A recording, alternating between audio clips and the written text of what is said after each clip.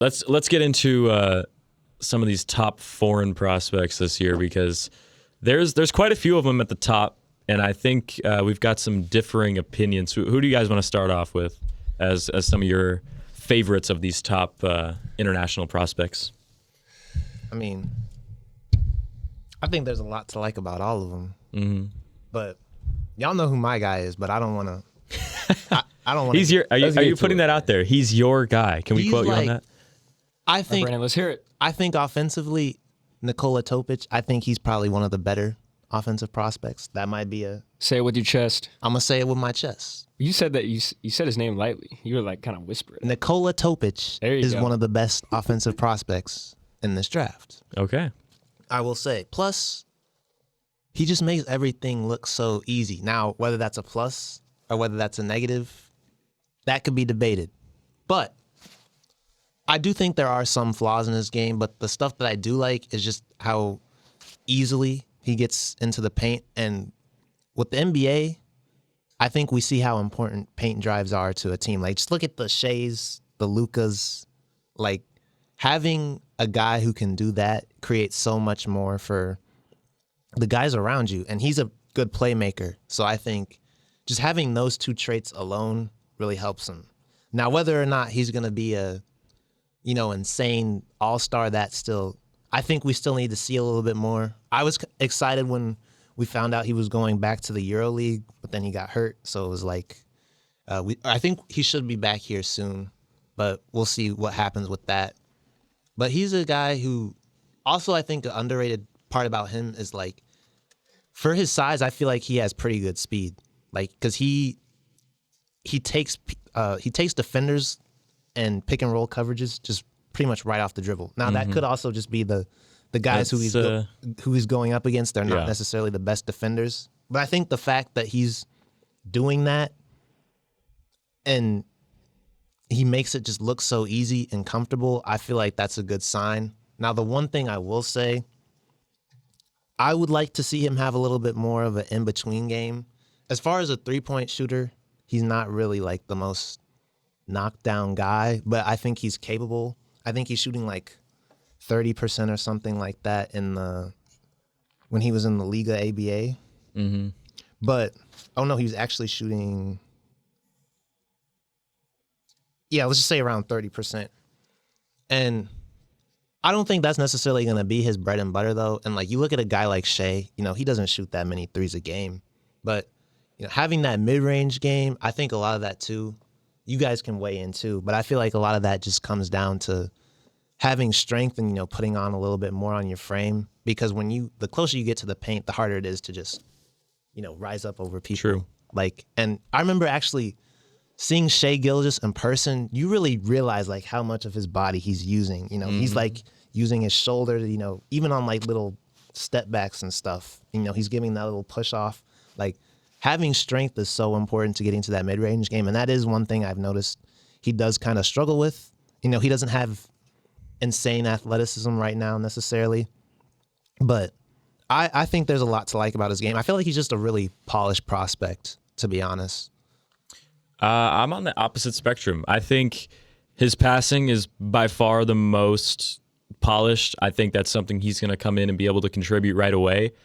But if you're trying to draft a Nikola Topic to be one of your lead initiators, at this point in his career, he's very young, so he could still develop. But if you watch some of his games and some of the tape offensively, his creativity with the ball handle really concerns me.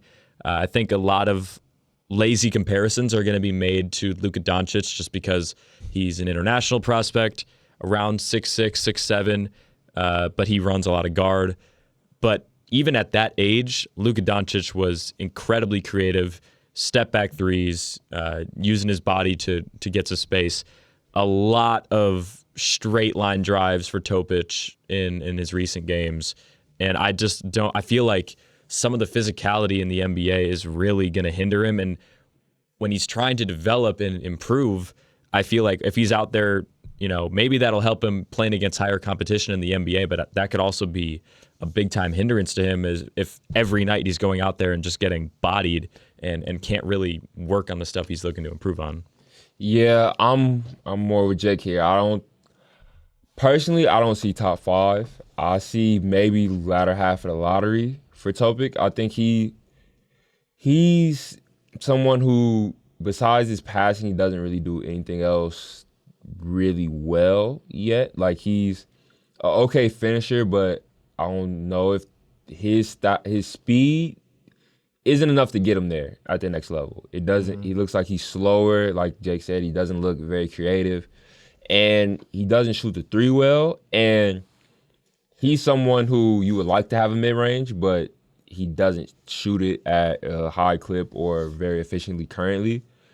So that leaves a lot of questions of how is he going to score on the next level? Like, what is he going to do to get buckets and provide, to make himself a threat? Because his passing looks good now because he can score at the level he's at. But if he's not a threat in the NBA to blow past anybody, then he kind of becomes like early Lonzo Ball in a way without the speed, where it's like you're almost a hindrance to your team because, yes, while you can get others involved, no one's going to respect your offensive game unless you make them. So people are going to be playing the passing lanes. People are going to be denying passes and forcing him to beat them.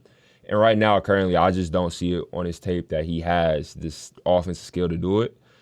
And then on top of that, he's not the greatest defender. Like we said, he's slow.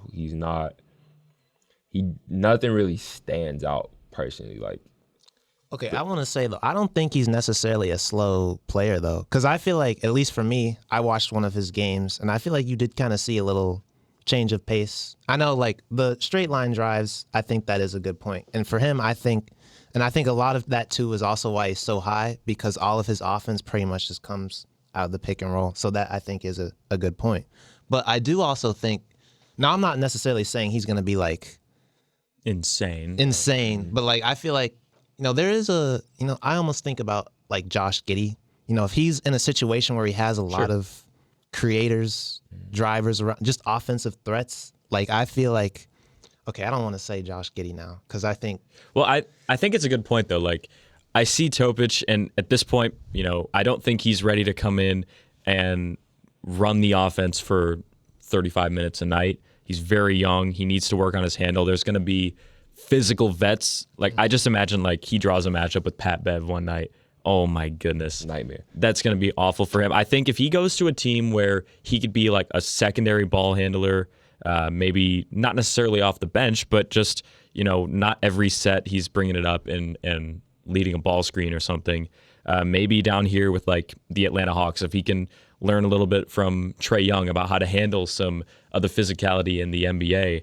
Because Trae Young came in and he was undersized and he had to figure out how to balance what his strengths are to become an all-star caliber player. So, I don't know if the top of the draft is where I'd like him to go. I think maybe around these 10, maybe late lottery is probably a better fit for him. I think the thing that's also so annoying is he's hurt right now. And like he even said like part of the reason why he went back on the loan was because he wanted to play against better competition. So I think he knows at the end of the day, like it's getting a little too easy for him out there. But, I think right now for me, I'm probably a 5 to 10 guy. I think it's also just going to come down to team fit at the end of the day. Like you could say that with almost any player, but I think I'm just extremely high on, and I don't know if I'd go as far as to put him over Dillingham because I'm kind of high on him and I think he's going to blossom.